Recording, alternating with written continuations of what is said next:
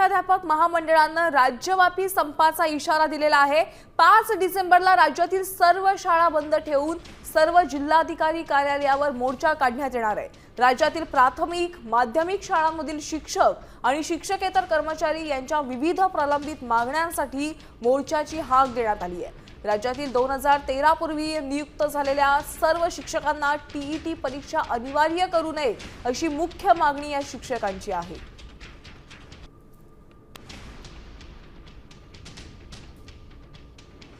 सरकारने टीईटीच्या संदर्भातलं घेतलेलं धोरण हे चुकीचं आहे। टीईटीच्या संदर्भात पुनर्विचार अवलोकन याचिका दाखल केली पाहिजे आणि कायद्यानुसार जिथून टीईटी आम्हाला अपेक्षित आहे 13 पासून ती आम्ही नाकारत नाही, परंतु पूर्वलक्षी प्रभावाने सर्व शिक्षकांना टीईटी बंधनकारक करणं हे अतिशय अन्यायकारक आणि चुकीचं आहे। चतुर्श्रेणी कर्मचाऱ्यांची तर 52,000 पदं लॅप्स केलीत। म्हणजे हे काका मामा मावशी म्हणणारा घटकच शाळेत नसेल तर या मुलांना विश्वास देणार तिथं कोण असणार आहे? त्यांच्यासाठी आम्ही अग्रणी भूमिका ठेवली आहे। उलट आमचं म्हणणं आहे प्रत्येक शाळेमध्ये एक महिला सेविका आणि पुरुष सेवक तर कंपल्सरी असलाच पाहिजे।